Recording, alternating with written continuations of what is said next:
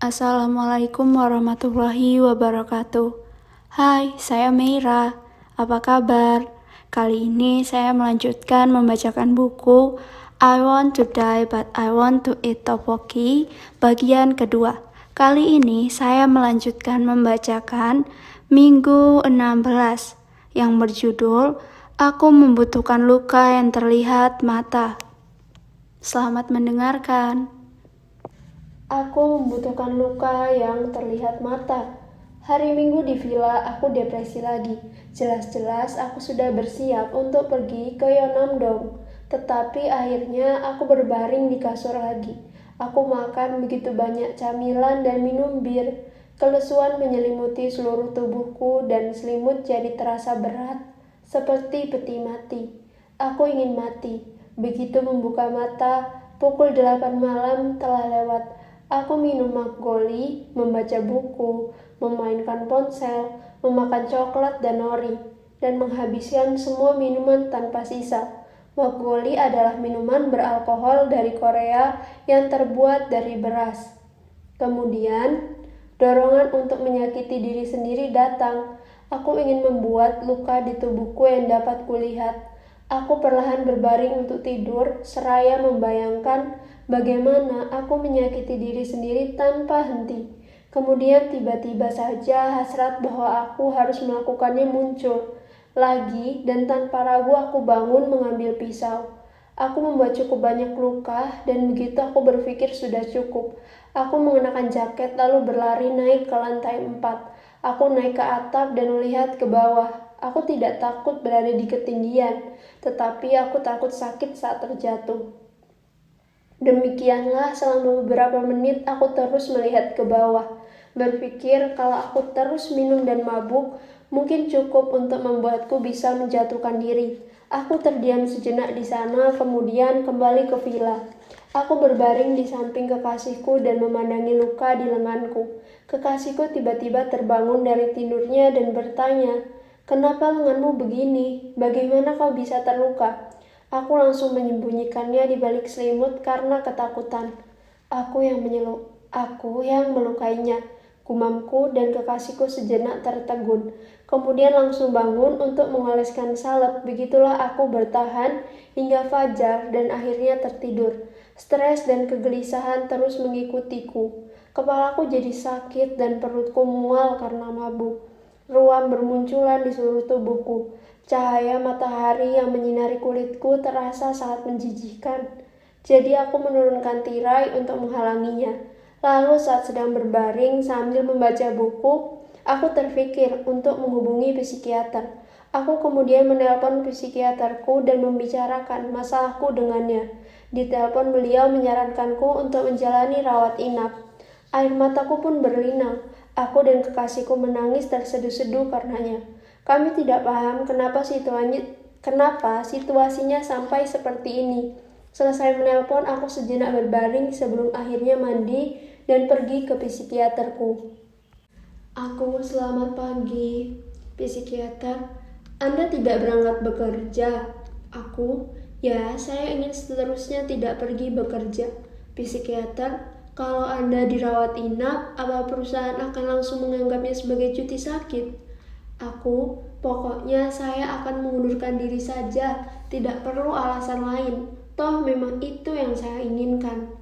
Psikiater, Anda bisa mengundurkan diri lain kali. Jadi kalau memang Anda cuti sakit, cobalah laporkan ke perusahaan setelah rawat inap. Kondisi Anda sekarang tidak normal dan pikiran Anda juga sedang tidak jernih. Saya merasa hal-hal yang tidak terlalu mempengaruhi Anda saat berada dalam kondisi normal mungkin malah dapat menyebabkan luka yang berbeda pada diri Anda yang sekarang berada dalam kondisi tidak normal. Aku akan tetapi saya benci pergi bekerja. Psikiater, benar, tentunya Anda benci pergi bekerja. Menurut saya, cobalah berhenti mengkhawatirkan tentang pergi ke kantor. Cobalah berhenti sepenuhnya memikirkan segala hal yang berkaitan dengan kantor. Tetapi pada akhirnya Anda tetap memikirkan pengunduran diri, kan? Saya ingin mengundurkan diri. Psikiater, putuskan nanti. Tidak akan ada yang mencegah kalaupun Anda mengundurkan diri nanti. Sebanyak apapun Anda berpikir saat ini, kondisi tubuh dan perasaan Anda sedang tidak terkontrol. Jadi, Anda akan sulit melihat apakah keputusan yang Anda ambil adalah keputusan yang tepat. Bisa perlihatkan luka Anda sebentar. Aku memperlihatkan luka. Psikiater, ya ampun, Anda menyayatnya berkali-kali. Aku, iya. Psikiater, menggunakan apa? Aku, pisau. Psikiater, bagaimana perasaan Anda saat melakukan itu? Aku, biasa saja, tidak seperti yang saya bayangkan. Psikiater, bagaimana saat melihat darah? Aku, berdarah. Psikiater, apa tidak ada perasaan lain seperti lega misalnya? Aku, sedikit ringan, sepertinya saya merasa ringan. Psikiater, bagaimana awal kejadiannya? Aku, awal kejadiannya, saya tidak tahu. Psikiater, pada saat itu apa pikiran Anda agak kosong? Aku, ya, perasaan ataupun pikiran saya sepertinya tidak turut campur. Psikiater, bagaimana dengan rasa khawatir sebelum kejadian? Aku, ya, saya merasakan kekhawatiran. Psikiater, seharian apa sejak sehari sebelumnya? Aku, tidak, seperti yang saya sampaikan saat konseling sebelumnya. Kekhawatiran itu terus ada, tapi karena kemarin kondisi saya sangat buruk, selama seharian penuh saya hanya duduk-duduk saja, lalu minum banyak alkohol. Awalnya saya hanya minum secukupnya kemudian tidur, tapi kemudian saya merasa kurang. Jadi minum sebotol besar Magoli lagi. Setelah itu saya berpikir bahwa sudah waktunya untuk tidur, dan saya pun berbaring. Tetapi sebuah keinginan kuat untuk menyayat muncul dan seketika itu juga saya berlari keluar. Psikiater, Anda ingat semua kejadian saat itu? Aku, saya ingat semua situasi, tetapi saya tidak tahu apa yang saya pikirkan saat itu. Kondisi pikiran saya saat itu biasa saja dan hanya merasa aku sungguh sudah melakukan sesuatu. Itu berarti sejak awal saya sudah punya keinginan untuk bunuh diri kan? Saya memikirkan tentang bunuh diri. Saya selalu berpikir saya harus mati dengan melompat dari tempat tinggi.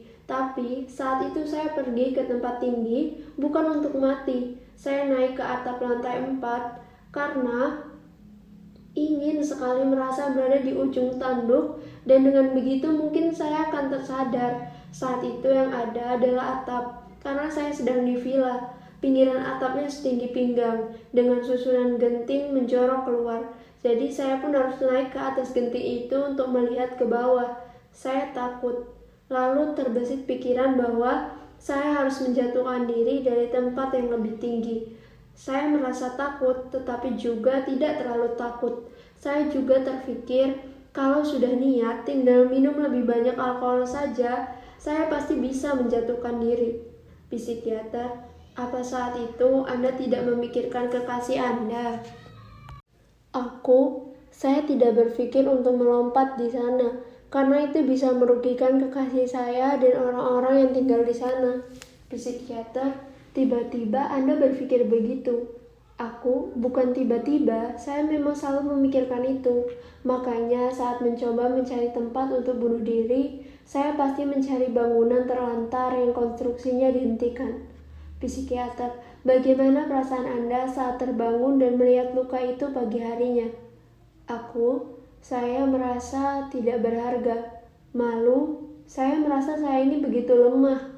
Psikiater, apa Anda tidak merasa sakit? Aku, luka ini saya menyayatnya begitu tipis. Rasanya tidak begitu sakit karena lukanya tidak begitu dalam.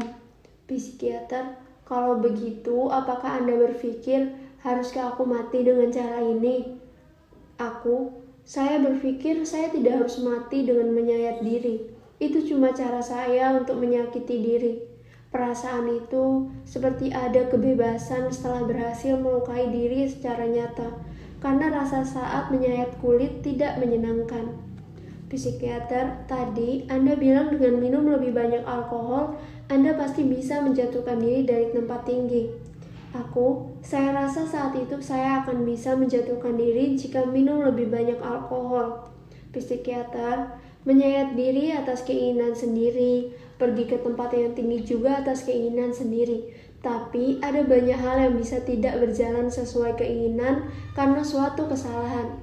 Misalnya, Anda bisa saja terjatuh karena salah berpijak saat hendak melihat saja, atau mati karena tidak ada orang di samping Anda yang siap menolong saat mencoba untuk mencari tahu cara menggantung diri. Seandainya itu terjadi, menurut Anda bagaimana?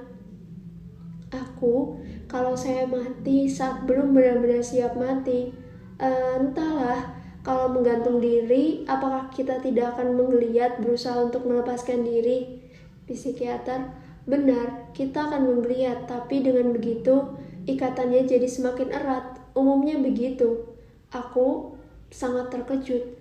Benarkah? Akan tetapi saat jatuh karena salah pijakan, saya rasa saya tidak akan sempat berpikir apa-apa, karena kejadiannya begitu cepat. Psikiater, yang jelas saya mengerti rasa puas yang Anda rasakan saat menyakiti diri sendiri. Tapi kalau sampai terjadi kesalahan saat hendak merasakan kepuasan itu, namanya menyedihkan. Bagaimana kalau seandainya Anda mati karena memang sudah waktunya, atau mati karena kesalahan padahal belum siap untuk mati, atau menderita rasa sakit yang lebih besar karena tidak bisa mati? Saya rasa Anda perlu memikirkan kemungkinan-kemungkinan semacam itu. Kenyataannya, banyak hal yang berjalan tidak sesuai dengan keinginan kita. Lalu karena terlalu banyak yang tidak berjalan sesuai keinginan kita, kita berusaha mencari hal-hal yang bisa kita lakukan sesuka hati. Ini sama seperti keinginan Anda untuk melukai diri ataupun mengundurkan diri dari perusahaan. Saya ingin melakukan segalanya sesuka hati. Saya sempat berpikir kalau aku sampai melampiaskannya dengan membabi buta, apa aku akan terlihat seperti orang gila sungguhan? Psikiater, antara pengaruh positif atau negatif, menurut Anda terlihat seperti orang gila bisa memberi pengaruh apa kepada diri Anda? Rekan kerja di kantor, maupun orang-orang di sekeliling saya bilang kalau kelelahan saya terasa aneh, karena kelelahan itu tidak terlihat oleh mereka. Dan sesungguhnya saya pun beranggapan demikian. Saya memahami pendapat mereka. Makanya saya pikir saat melaporkan tentang pengunduran diri nanti, akhirnya saya akan bisa menunjukkan kelelahan saya. Psikiater, apa artinya menunjukkan kelelahan? Apa mereka tidak akan memahami saya dan berpikir, ternyata dia sudah tidak waras, jadi saya memperlihatkan kesulitan saya. Psikiater, kenapa mereka perlu memahami Anda? Saya harap mereka memahami saya. Psikiater, siapapun pasti punya alasan untuk setiap keputusan, entah alasan memilih jalan hidup yang berbeda atau alasan untuk membenci atasan. Akan tetapi, perlukah Anda secara berlebihan menunjukkan kebenaran dari hal-hal yang mereka sanksikan? Seolah berkata, sebelumnya aku tidak bisa menunjukkan kelelahanku kepada kalian, tapi sekarang akan aku tunjukkan sebelum aku meninggalkan tempat ini. Entahlah, saya hanya merasa sangat konyol.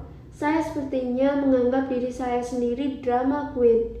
Psikiater, jadi Anda menunjukkan kelelahan dengan cara ekstrim untuk merasionalkan tingkah drama queen Anda. Untuk mengungkapkan alasan Anda bertingkah layaknya drama queen, siapapun pasti menunjukkan tanda-tanda saat kelelahan. Jadi Anda tidak perlu bertindak sejauh itu. Apa saya caper? Saya berharap ada orang yang memahami kelelahan saya. Psikiater, Anda sendiri yang terlebih dahulu harus memahami kelelahan yang Anda alami. Saya sangat ragu apa saya bisa memahaminya. Kelelahan yang saya rasakan datang dan pergi. Saat mereka cukup lelah, saya berpikir bahwa saya amat sangat lelah. Lalu saat saya benar-benar kelelahan, sebaliknya, saya malah berpikir memangnya sebegitu melelahkannya ya. Psikiater, Anda memikirkan sesuatu dengan memperhatikan lingkungan terlalu luas, entah itu absen atau mengundurkan diri. Kalau Anda sedang merasa lelah, lakukan saja sebisa Anda. Kenapa sampai harus menjelaskan dan menunjukkan hal itu kepada orang lain? Alih-alih kepada orang lain, Anda bisa menunjukkan hal itu kepada diri Anda sendiri. Saya tidak mengerti kenapa saya begini. Psikiater, dulu saya pernah bertemu dengan orang yang menyayat tangannya. Dia seorang pria dan tentara. Dia melakukannya seperti Seishi. Dia menyayat pergelangan tangannya dengan kasar menggunakan obeng. Awalnya hanya beberapa sayatan, tetapi karena dia merasa sepertinya orang-orang berpikir, dia melakukannya untuk pamer. Dia pun menorehnya banyak sayatan di lengannya untuk menunjukkan kepada orang-orang bahwa yang mereka pikirkan itu tidak benar. Akibatnya dia harus pergi ke rumah sakit. Nah, pada akhirnya apakah pemahaman orang-orang atasnya berubah setelah dia melakukan itu? Tentu saja awalnya mereka terkejut, akan tetapi pada akhirnya apakah pemahaman dan perlakuan mereka kepada pria itu berbeda setelah melihat lukanya? Situasi yang dialami tentara itu tidak ada bedanya dengan saat Seishi berkata, "Aku begitu lelah," dan orang-orang sekedar membalas, "Oh begitu." Apa pandangan orang-orang tidak akan berubah? Psikiater, mungkin saja mereka memperhatikan kelelahan Anda sampai batas tertentu sebelum Anda mengungkapkannya. Beberapa orang bisa absen tanpa alasan yang jelas dan hal itu tidak sampai menimbulkan stigma pada mereka seperti scarlet letter. Scarlet letter adalah tanda pengenal yang diberikan kepada orang yang telah melakukan perzinahan, diambil dari novel fiksi klasik Amerika berjudul The Scarlet Letter karya Nathaniel Hawthorne.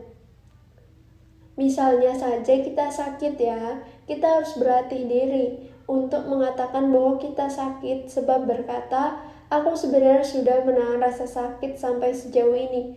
Aku sampai melukai tanganku seperti ini. Setelah lama menahan rasa sakit sampai akhir itu rasanya."